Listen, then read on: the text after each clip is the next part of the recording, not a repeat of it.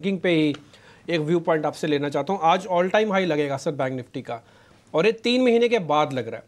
Nifty ने इस 3 महीने के अंदर कम से कम 8 बार अपना ऑल टाइम हाई को बनाया, 10-10, 20-20 पॉइंट करके, और बनाता गया। तो लेकिन आज बैंक निफ्टी 3 महीने के बाद बना रहा है। बैंकिंग पे आपका टेक क्या है सर, दोनों पे, सरकारी और गैर सरकारी यानी कि प्राइवेट बैंक्स? देखिए, जो सेक्टर है इस समय एक अच्छी फेज से गुजर रहा है। एनपीएस कम है, क्रेडिट ग्रोथ अच्छी है, लायबिलिटी को लेकर के जो समस्या आई थी वो बड़ी नहीं लगती है, रेगुलेटरी इंटरवेंशन अभी कोई बड़ा दिखता नहीं है, बैंक्स की बैलेंस शीट ठीक है, उनके पास कैपिटल टू लेंड है, एनपीए कंसर्न्स बहुत रिटेल और कॉर्पोरेट लेवल पे नहीं है। अगर आप एक मार्केट के अंदर टटोलें तो इस मार्केट के अंदर आपको बहुत मेहनत करनी पड़ेगी ये बोलने के लिए क्या सस्ता है और क्या अच्छा है। तो लार्ज कैप बैंक्स उस कैटेगरी में आ रहे हैं जो कि सस्ते हैं और अच्छे हैं, सिर्फ लार्ज कैप बैंक्स। तो I will not be surprise that going forward markets will start से there is a scope for HDFC bank to outperform, there is definitely a scope for ICICI Bank to outperform, there is definitely a scope for IndusInd Bank to outperform। तो कुल मिलाकर के जो बड़े banks हैं वो मुझे अच्छे लगते हैं। सरकारी बैंक्स अभी वो एक क्रेडिट फेज उनके अंदर अच्छा है, लायबिलिटी ठीक है, मगर इनके अंदर जो गिरावट जो मिस प्राइसिंग थी, जो वैल्यू थी, अब प्राइवेट बैंक्स अब सरकारी बैंक में नहीं है। मगर क्योंकि सरकारी बैंक्स में मोमेंटम अच्छा है, इस समय सीईओ चेंजेस नहीं हो रहे हैं, कैपिटल अच्छी है, रिजर्व बैंक ऑफ इंडिया भी कुछ एनपीए कंसर्न्स रेज नहीं कर रहा है, इनकी रीच अच्छी है, तो मुझे लगता है वह भी आउट परफॉर्म करेंगे। एनबीएफसीज में थोड़ा बच कर रहे हैं बिकॉज लिक्विडिटी अभी सिस्टम में ज़्यादा नहीं है। एनबीएफसीज हमेशा बैंकों से पैसा लेती हैं और वो लेंड करती हैं, तो वहाँ पर मुझे लग रहा है कि ब्याज दर में जब तक परिवर्तन नहीं आता है एनबीएफसी से थोड़ा दूर रहना चाहिए। सिलेक्टिवली एनबीएफसी को आप देख सकते हैं। फिर बात आती है छोटे बैंक्स की।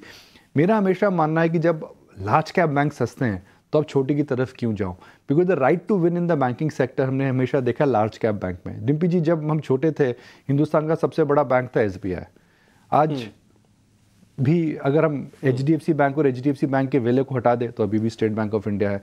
उसके बाद हमने देखा एचडीएफसी बैंक किस प्रकार से बड़ा बना, उसके बाद हमने देखा कि Kotak Mahindra bank, ICICI bank किस प्रकार से बड़ा बना है।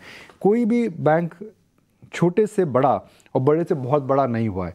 तो जब आपको लार्ज कैप बैंक सस्ते मिलते हैं तो उसी पर नजर रखनी चाहिए। मैनेजमेंट चेंज वाली जो खबर है, आपसे जरा बंधन बैंक के बारे में भी जरा व्यू जानना चाहेंगे, क्योंकि चंद्रशेखर घोष ने भी इस्तीफा देने का फैसला किया है। हालांकि एडवाइजरी रोल में, स्ट्रेटजिक रोल में वो बने रहेंगे, लेकिन यहाँ पर भी तो सेम केस है। बंधन बैंक का जो अभी तक का जो प्रदर्शन रहा है पिछले 5 से 6 साल में, वो सही रहा नहीं है। हालांकि जेफरीज ने अंडर परफॉर्म किया है, शेयर पर रेटिंग दी है, टारगेट भी कट किया है। आप इस चेंज को कैसे देख रहे हैं? नहीं, यह थोड़ा एकदम उल्टा है अभिषेक, और मैं समझाता हूँ। घोष साहब बंधन बैंक के कर्ता धर्ता हैं, वो फेस ऑफ बंधन बैंक है, वो फाउंडर हैं। तो ऐसा तो नहीं था कि उन्होंने नहीं बोला था कि भाई मैं 3rd टर्म एक्सटेंड नहीं करना चाहता हूँ। हमें लगता है कि जो, और अचानक उन्होंने बोला मैं रिज़ाइन कर रहा हूँ, तो और वो बैंक से फिर भी जुड़े रहेंगे, तो क्या उनको रेगुलेटर से कुछ हिंट मिला है कि भाई हम आपका 3rd टर्म एक्सटेंड नहीं करना चाहते हैं, या फिर इंटरनल बैंक्स के कार्यकाल या अंडर परफॉर्मेंस को लेकर के शायद कहीं पर आरबीआई ने कुछ ऐसा इंडिकेशन उनको दिया है? कुल मिलाकर के आई डोंट थिंक बंधन bank was prepared for this kind of a news where Mr. Ghosh will not come back in his 3rd tenure। अब इसके क्या नियर टर्म इम्पैक्ट हो सकते थे कि नियर टर्म में बंधन बैंक, अभिषेक जैसा आपने बताया, अंडर परफॉर्म कर रहा है। It is not really lived up to the expectation of what a bank it was. जब ये पब्लिक हुआ था उसके बाद इसके अंदर it had become one of the most expensive banks in Asia. इस प्रकार से मार्केट इस बैंक को, इस फ्रेंचाइज को लेकर के एक्साइटेड था। मगर आप देखिए जो भी ऊंच नीच हुई है, जो भी अप्स एंड डाउन्स हुए इकोनॉमी के अंदर, माइक्रो फाइनेंस में जो ग्रोथ हुई है उसमें बंधन बैंक पीछे रहा है, और एनपीए की इसकी लगातार कंसर्न्स थी। तो ऐसे समय में अगर घोष साहब डिसाइड कर चुके हैं कि वह नहीं इस सीईओ 3rd टर्म के लिए आएंगे, तो मार्केट बोलेगा अब कौन आएगा, क्या ये अच्छा समय है जाने के लिए? अगर जा रहे हैं तो उसके बाद बैलेंस शीट का क्या होगा? Are there any skeletons in the cupboard जो आने वाले सीईओ बनाएंगे?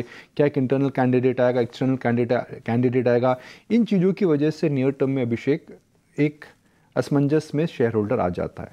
दूसरा, आप सेक्टर की बात करें अभिषेक, तो सेक्टर इस प्रकार के इस अभी बुल रन में है। मैं डेटा पॉइंट्स देख रहा था स्मॉल फाइनेंस बैंक के, बैंक की क्रेडिट ग्रोथ के, Q4 अपडेट्स के। ये सेक्टर एक बहुत ही अच्छे फेज से इस समय गुजर रहा है। तो आप एक शेयर होल्डर है तो आप बोलेंगे भाई do I really invest in all uncertainties? Ghosh साहब एक्सटेंड क्यों नहीं कर रहे हैं, उनके बाद क्यों उनके जगह कौन आएगा, क्या कुछ एनपीए कंसर्न्स आ सकती हैं, क्या रेगुलेटर ने कुछ बोला, क्या ऐसा कुछ है जो हमें नहीं पता है? तो मुझे लगता है कि lot of investors now may decide to stay away from Bandhan Bank till the time there is no clarity in where the leadership will be headed.